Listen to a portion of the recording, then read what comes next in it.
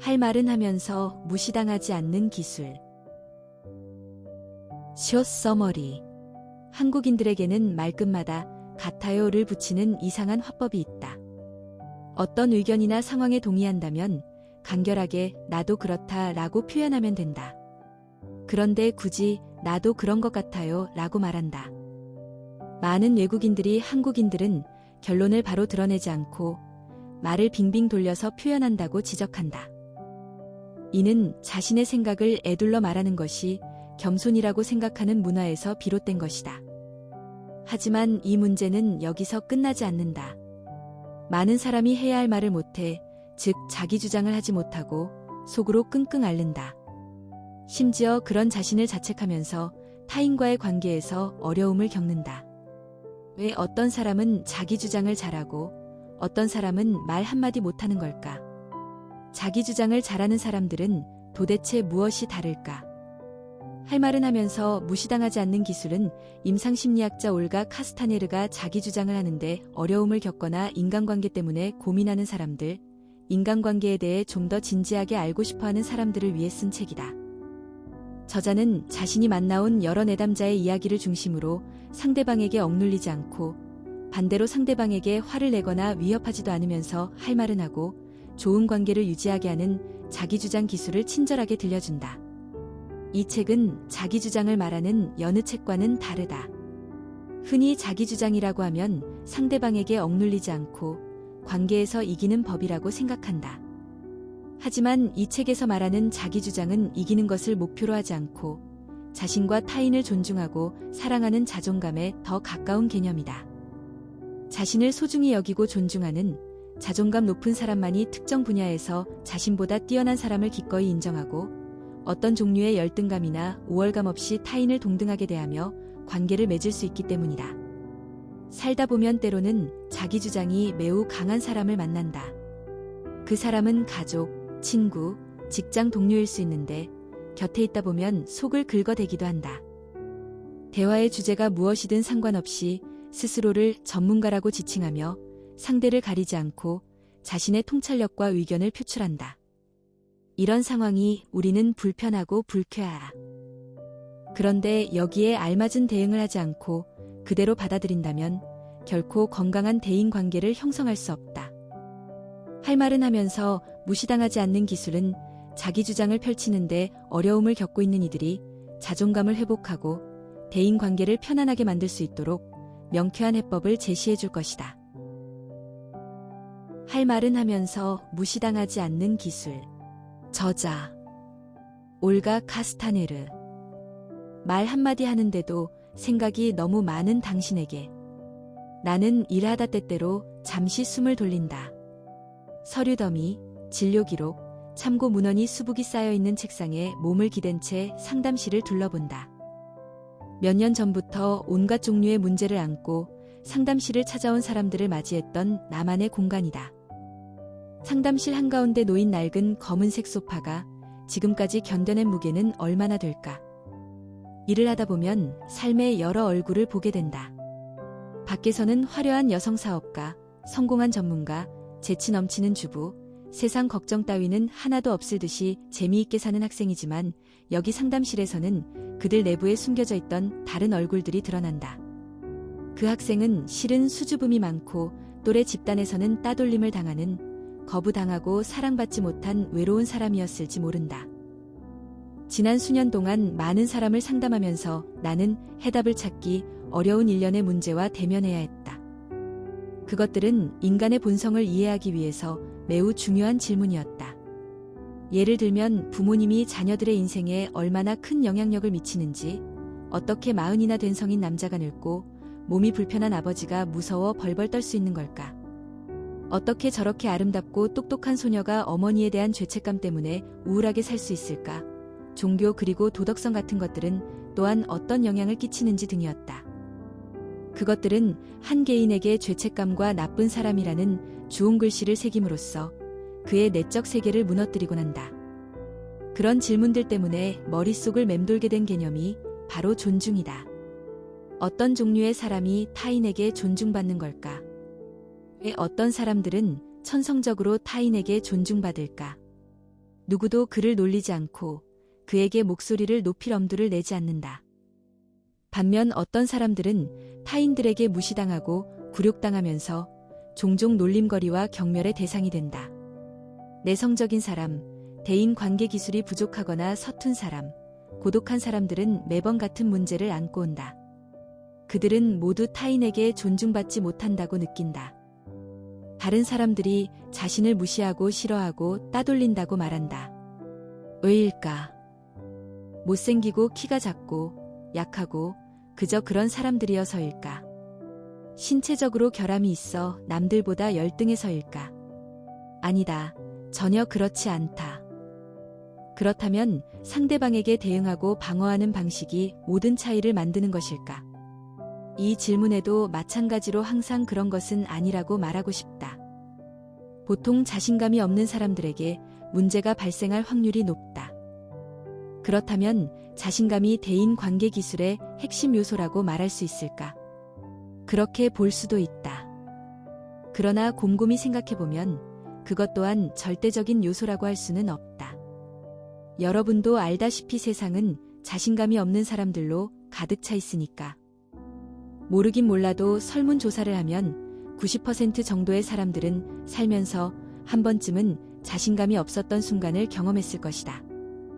어떤 사람은 특정 상황에서 무슨 말을 해야 할지 몰라 두려워하고 어떤 사람은 사교 모임에 참석하는 것을 불편해하며 견디기 힘들어한다. 또 어떤 사람은 대중 앞에서 말하길 꺼린다. 그렇다. 특정 순간에 자신감이 없었던 사람 모두가 타인에게 조직적으로 무시당한 것은 아니다. 오히려 많은 이에게 존경받는 사람, 겉보기에 타인을 무시하는 사람까지도 내적으로 심각하게 불안하거나 자신감이 없는 경우를 보았다.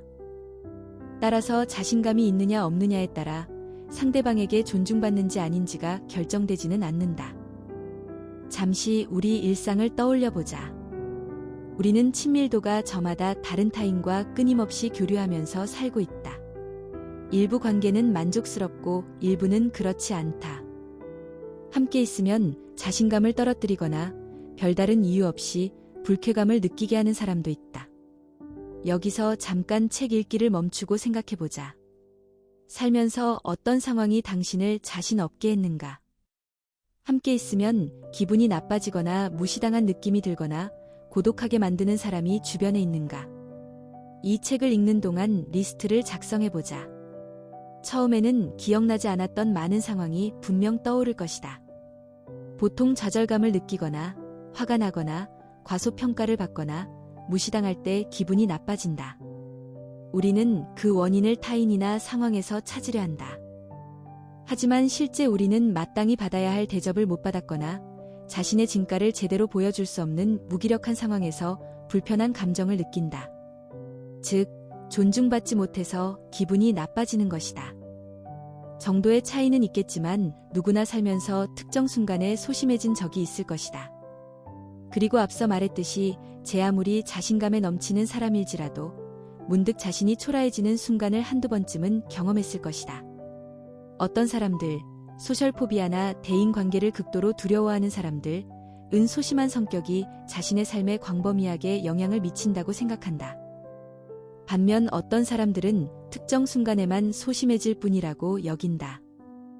임상심리학자를 찾아오는 사람과 그렇지 않은 사람의 차이는 일상생활에서 느끼는 불안감과 불편함의 정도에 있을 듯 싶다. 그러나 어떻게 보면 우리는 모두 잠재적인 환자라고 볼 수 있다. 누구나 자신의 삶에서 당당히 직면할 수 없는 부분이 적어도 하나는 있기 때문이다.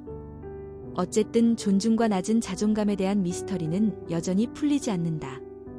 지금까지 살펴본 바에 따르면 외모나 대응 능력, 자신감이 한 개인이 존중받거나 존중받지 못하는데 결정적인 요소로 작용하지 않는다.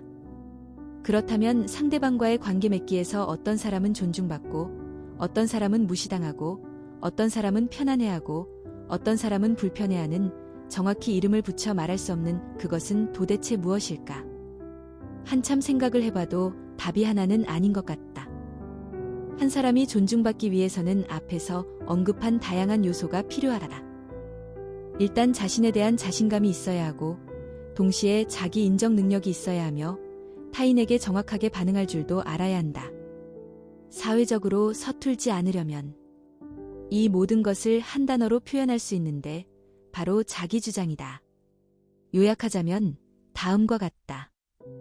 대인관계 만족도는 그 관계에서 얼마나 자신의 가치를 인정받고 존중받느냐에 달렸다. 즉 타인에게 정확하게 대응하는 일련의 능력과 신념 또는 자기 자신에 만족하는 심리 구조를 내가 가지고 있느냐 아니냐에 좌우된다.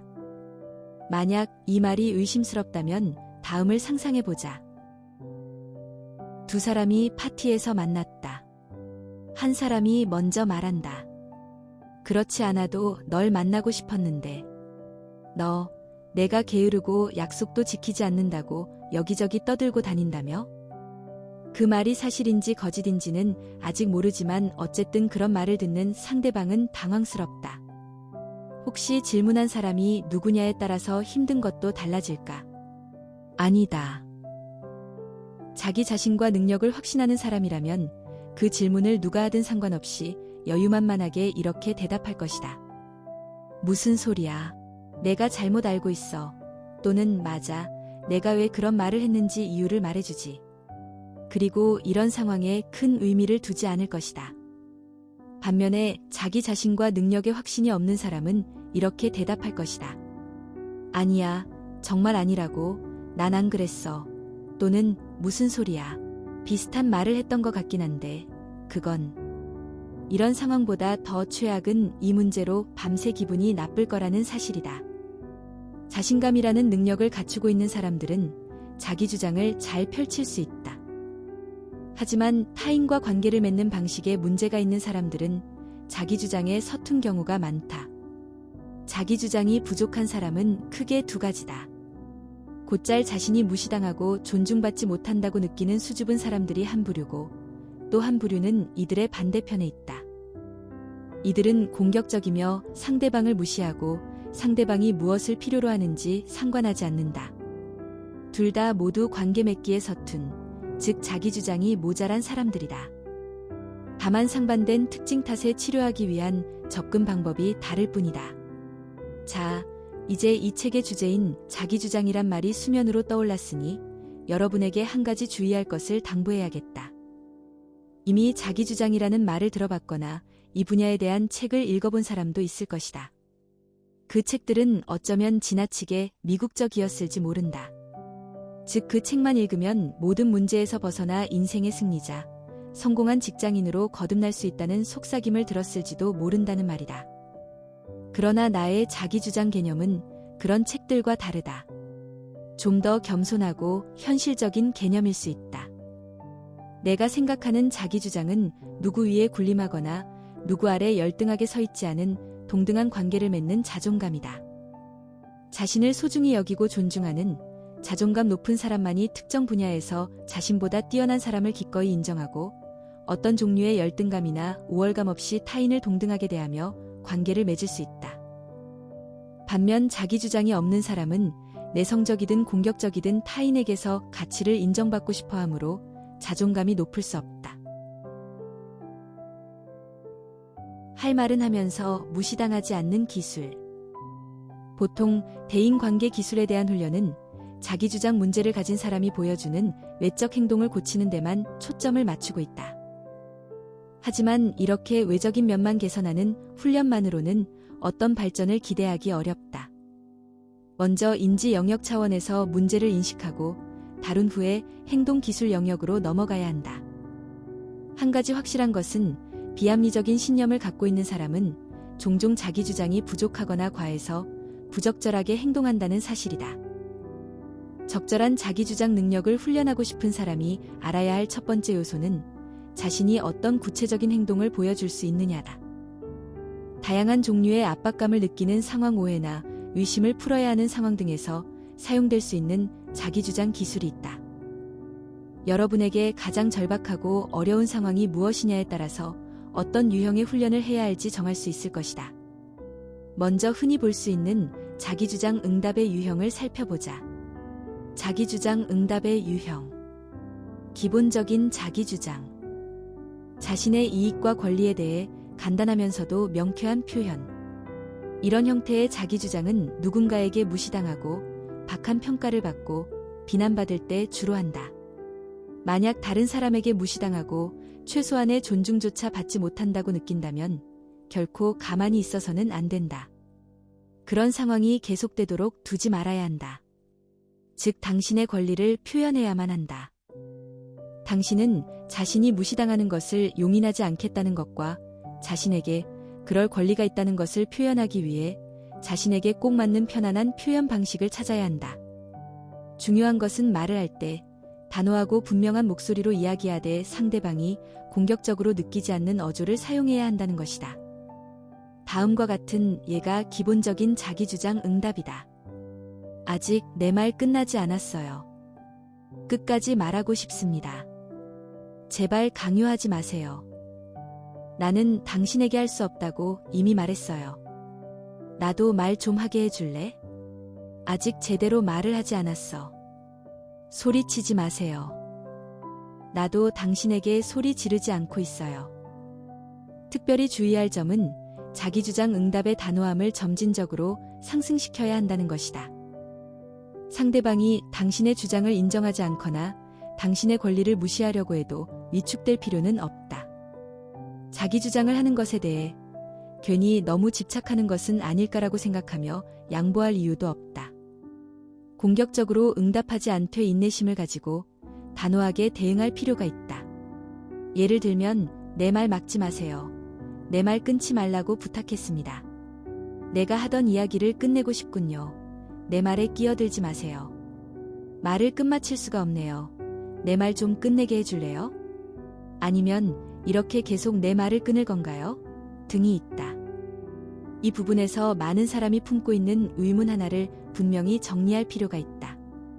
자기 주장이 매우 강한 어떤 사람이 있다고 가정하자.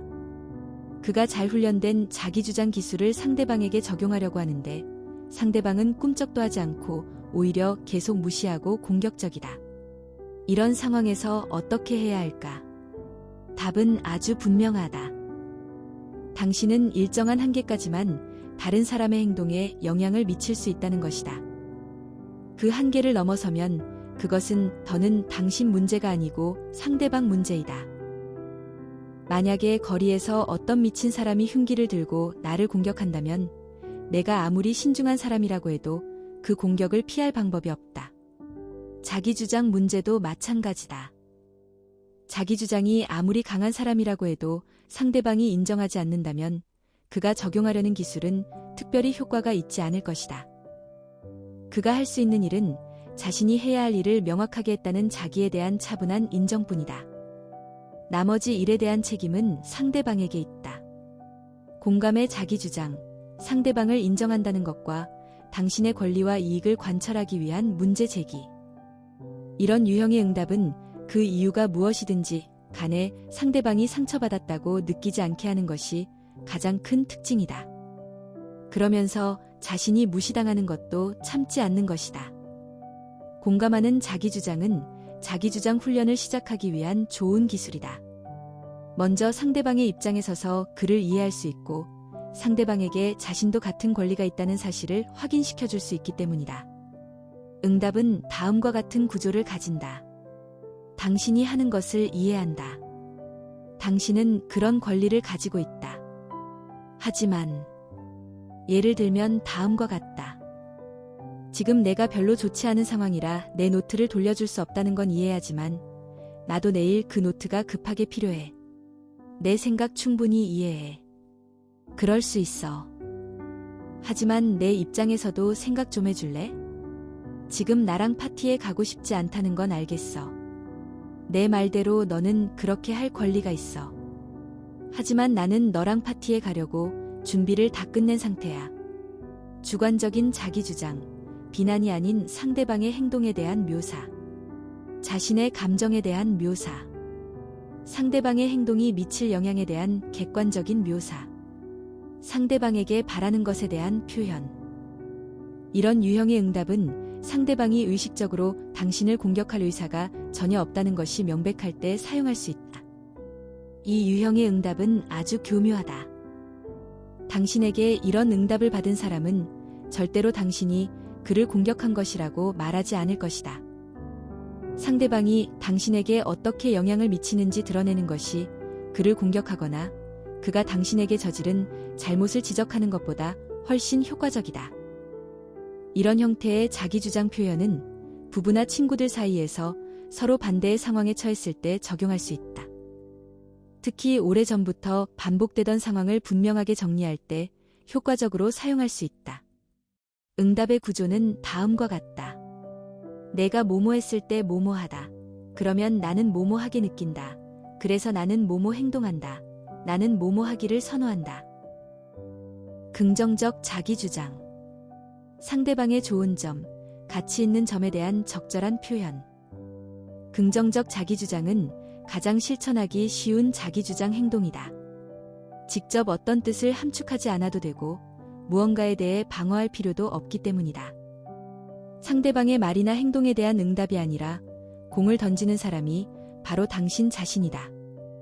그렇기 때문에 어떤 행동을 즉흥적으로 할 필요가 없다. 긍정적 자기주장은 간단히 말하면 상대방의 긍정적인 면을 적절한 순간에 적절한 말로 표현하는 것이다. 예를 들면 다음과 같다. 새로운 헤어스타일이 참 잘 어울리네요. 지난번에 당신이 한 말 정말 좋았어요.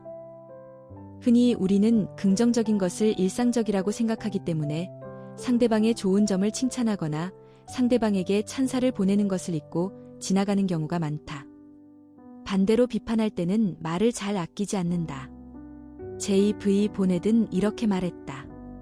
칭찬할 준비가 되어 있지 않다면 비판할 권리도 없다. 자기주장 훈련을 통해 이런 태도를 인식하고 의식적으로 개선할 수 있을 것이다. 순종 혹은 공격에 대항하는 자기주장. 상대방이 스스로 어떻게 행동하고 있는지 깨닫게 한다. 상대방에게 자기주장의 행동이 어떤 것인지를 보여준다. 이런 응답은 무엇보다 적대적인 공격에 대한 방어로 사용된다. 또 자기주장이 약한 사람에게 의심을 풀어주는 방법으로 사용할 수 있다. 유형의 응답은 당신이 말하는 내용을 넘어 상대방이 다른 사람에게 어떻게 행동하고 있고 그 행동이 대화에 어떻게 방해가 되는지 보여주는 것으로 구성된다. 예를 들면 다음과 같다. 내가 보기에 너는 지금 화가 나 있고 내 말을 듣고 있지 않은 것 같아. 잠시 멈추고 내가 하고 싶은 말을 들어보면 어떨까? 이렇게 해서는 아무런 진전이 없을 것 같아. 우리 서로를 공격하지 말고 번갈아 가면서 말해보면 어떨까? 내게 아무 말도 하지 않으니 약간 혼란스럽다. 내가 하고 싶은 이야기를 조금 더 분명하게 말해주면 어떨까? 엘레나의 이야기를 들어보자. 그녀는 어머니가 강압적이어서 자기 주장을 하는데 어려움을 겪는 온순한 성격이었다. 그래서 엘레나에게는 어머니의 공격성에 대항하는 자기 주장 기술을 적용해 보았다. 다음에 나오는 이야기는 그녀와 나눈 많은 대화를 압축한 내용이다. 그녀는 최근에 훈련한 자기주장 기술을 적용하고 있었다. 참고로 엘레나는 성인 여성이고 집안일에 대해 의견을 피력할 권리가 있음을 기억하자. 한편 그녀의 어머니는 쓸데없이 돈을 낭비하는 성향이 있다. 무리한 투자를 하거나 특별한 이유 없이 집을 수리해서 경제적으로 어려워지면 자녀들에게 의존하곤 한다. 대화를 보면서 엘레나가 사용하고 있는 자기주장 응답의 유형을 구별해보자. 1. 어머니. 엘레나야, 집을 좀 고쳐야겠어. 내가 견적을 좀 알아봐라. 여러 명에게 상담하고 견적서를 받아야 한다. 그래야 그 사람들이 우리를 속이지 않지. 2. 엘레나. 엄마, 결정하기 전에 의논했으면 좋겠어요. 내 생각에는 우리 집은 고칠 데가 없어요. 게다가 지금은 돈도 없어요. 3. 어머니. 글쎄다. 분명히 말하지만 난 집수리를 할 거야. 너는 일단 인테리어 업체를 알아보도록 해. 선택은 나중에 내가 할게. 4. 엘레나. 무슨 말인지 알겠어요. 그렇지만 뭘 하기 전에 미리 잘 생각해봐야 할 것 같아요. 다시 말하지만 지금은 돈도 없고 당장 집수리를 해야 할 필요도 없으니까요. 5. 어머니. 왜 그러니? 언제나처럼 또 내 판단을 믿지 못하겠다는 거니? 6. 엘레나. 내 행동이 엄마에 대한 불신으로 보인다는 것은 인정해요. 하지만 나도 내 의견을 말할 권리가 있어요. 7. 어머니. 그래.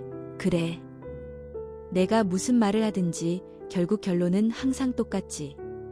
이 집구석에선 내 말은 아무도 신경 쓰지 않아. 나를 믿지도 않고 내가 하는 건 다 바보짓거리지. 8. 엘레나. 이미 말했지만 이건 엄마에 대한 신뢰의 문제가 아니에요. 나도 내 의견이 있고 그것을 말하고 있는 거예요. 9. 어머니. 내가 나한테 무슨 제안을 하는 건지 이해가 안 된다. 집을 고친다는 거니? 아니니? 10. 엘레나. 엄마가 처음에 말했던 대로 하면 마치 내가 끌려다니는 느낌이에요. 내 생각은 말할 기회조차 없이 말이에요. 함께 대화를 나누고 합의점을 찾는 게 좋지 않을까요? 11. 어머니. 하느님 맙서사. 좋다. 그 문제에 대해 말해보자. 12. 엘레나. 좋아요. 최소한 엄마가 이해해 주시니. 2번 유형이 기본적인 자기주장, 6번은 공감의 자기주장, 10번은 주관적인 자기주장, 12번은 긍정적 자기주장이다. 역할형 기법. 상담치료 방법 중 하나로 역할형 기법이 있는데 자기주장 응답 습관을 더 쉽게 익히는 데도 도움이 된다. 직면하기 힘든 상황을 설정해서 실제로 그 상황이 오면 어떻게 행동할지 미리 연습하는 것이다. 먼저 자신이 힘들어하는 구체적인 상황을 선택해야 한다. 대부분의 사람들이 어려워하는 일반적인 상황을 설정하는 것은 의미가 없다. 자신만의 힘든 세부적인 상황 목록을 만들어야 한다. 다만 당신이 좋고 나쁜 상황을 구별할 수 없거나 직면해서 해결하기가 힘들어 보이는 큰 사회적 문제인 경우에는 전형적인 상황 목록을 이용할 수도 있다. 그 목록에서 연습할 몇 가지 상황을 선택하면 된다. 목록은 다음과 같다. 1. 누군가 당신에게 무엇인가, 책, 음반, 돈 등을 빌리고 싶어 하지만 당신은 빌려주고 싶지 않다. 2. 누군가 부탁을 하지만 당신은 들어주고 싶지 않다. 예를 들면 상대방은 당신이 어떤 장소에 동행하기를 원한다. 그리고 거기서 그를 위해 어떤 말을 대신해 주기를 바란다. 3. 누군가 선물을 주는데 받을 준비가 안 되어 있다. 예를 들면 가죽 재킷이나 너무 비싼 물건. 4. 강의 시간에 교수님이 부당하거나 공격적인 방식으로 당신을 부른다. 5. 부모님이 당신이 해야 할 일과에서는 안 되는 일에 대해 조언하려고 한다. 그러나 당신은 스스로 결정하기를 원한다. 6. 당신은 회사에서 적절한 보수를 받길 원한다. 하지만 사장은 그럴 준비가 되어 있지 않다. 7. 직장에서 어떤 상황에 직면했는데 상사 의견은 당신과 다르다. 8. 모임에 참석하고 있는데 당신이 말할 순서가 되었다. 그러나 당신의 친구가 말을 못하게 하면서 계속 끼어든다. 9. 당신과 대화를 나누고 있는 상대방이 부적절한 의견을 제시한다. 예를 들면 인종차별, 성차별 등. 10. 배우자가 분노하거나 심각하게 고민하는 것 같은데 당신에게는 아무 말도 하지 않는다. 11. 당신은 바에 앉아 있다. 그러나 그 바의 직원은 다른 손님과의 수다에 정신이 팔려 당신을 신경 쓰지 않는다. 12. 직장 상사가 당신의 업무에 대해 지나치게 비판을 한다. 객관적인 이유도 제시하지 않고 여러 차례나 그렇게 한다. 연습할 상황을 결정하고 나면 역할형 기법으로 치료를 진행할 것이다. 문제 상황을 반복해서 무대화한다. 이때 상담치료사, 내담자, 주인공 역할을 할 주체, 및 간호사 등 보조하는 사람들을 적극적으로 활용해 상황극을 더 현실적으로 만든다. 내담자는 평상시 자신의 역할을 맡는다. 이때 새롭게 익힌 자기주장 기술을 그 상황에 적용시킨다. 상담치료사와 보조자는 내담자와 관련된 사람 역할이나 내담자에게 자기주장 문제를 일으키는 사람 역할을 한다. 내담자는 치료사와 보조자에게 실제 상황에서 그 사람들이 어떻게 행동하는지 자세하게 알려주어야 한다. 그들이 어떻게 말하고 어떤 식으로 자신의 말을 중단시키는지 설명해 실제와 비슷한 상황을 만들어야 한다. 보통 역할형 기법은 여러 번 반복된다. 치료사와 보조자는 내담자가 어떻게 행동했는지 피드백을 해준다. 내담자는 문제 상황을 반복하면서 자신의 행동을 점점 다듬어간다. 자기주장 기술을 확실히 익히려면 말이 아닌 행동을 정확히 분석하는 것이 중요하다. 역할형 기법은 비언어적 행동을 확인하고 교정하는 가장 좋은 방법이다. 비언어적 행동, 시선, 표정, 몸짓 등은 언어만큼이나 중요하다. 그래서 비언어적 행동이 자기 주장에서 많은 어려움을 일으키는 원인이기도 하다. 따라서 어떤 훈련에서든지 비언어적 행동을 충분히 고려해야 하고 그 중요성을 과소평가하지 말아야 한다. 자기 주장 응답을 확립하기 위한 또 다른 방법은 두려움을 일으키는 실제 상황을 더 정확하게 상상하고 그 상황에 맞게 반응하는 것이다. 여기에서도 마찬가지로 언어적 응답과 비언어적 응답을 고려해야 한다. 어떤 경우든지 자기 주장 기술에 대한 이론만 학습하는 것으로는 자기 주장을 잘할 수 없다. 이론만으로는 좌절감밖에 얻을 게 없다. 실제 상황에 들어가면 대부분 완벽하게 실패하기 때문이다. 항상 문제를 일으키는 상황을 상상하며 무대를 만들고 미리 연습을 충분히 해야만 한다. 당신에게 문제를 일으키는 상황을 선택하라. 자기주장 응답의 유형과 자기주장 의사소통 기술을 연구하라. 당신의 문제에 가장 적합한 자기주장 응답을 선택하라. 이제 눈을 감고 당신에게 문제가 되는 상황의 장면을 상상하라. 그 자리에 있는 모든 사람, 그 상황이 벌어지는 장소와 그곳의 실내 장식, 시간, 그곳에서 나는 소음과 냄새, 그곳의 조도 같은 것을 상상하라. 중요한 점은 그 장면에 대한 상상이 가능한 한 실제와 똑같아야 한다는 것이다. 이제 당신이 선택한 자기주장 기술 중 하나를 가지고 그 상황에서 행동하고 있다고 상상하라. 가능한 한 그것을 실제 상황인 것처럼 보려고 시도해라. 당신은 무슨 말을 하고 어떤 동작을 하고 어떤 표정을 지을 것인가. 당신이 상상 속 역할에 편안해지면 그 장면을 여러 번 반복해서 연습하고 상상한 것이 더욱더 사실적으로 적용될 수 있도록 노력해라. 그리고 용기가 나면 실제 생활에서 연습한 것을 시도해보자. 만약 앞에서 선택한 자기주장 응답을 연습할 때 역할에 대한 느낌이 오지 않는다면 다른 응답을 선택하거나 선택한 응답을 약간 변형시켜야 한다. 더 적합한 것을 찾으려고 노력해야 한다. 당신이 느끼는 불안감이 너무나 강력하다면 자기주장 응답 연습을 위한 상황을 상상하는 것조차 어려울 수 있다. 이런 경우에는 긴장을 풀어주는 기술을 먼저 연습해야 한다. 여기서 중요한 것은 당신이 편안하게 느끼는 자기주장 응답 유형을 찾아내는 것이다. 당신에게 적합하지 않은 것을 억지로 하려고 하지 말자. 마찬가지로 지나치게 부담스러운 것도 피하는 것이 좋다.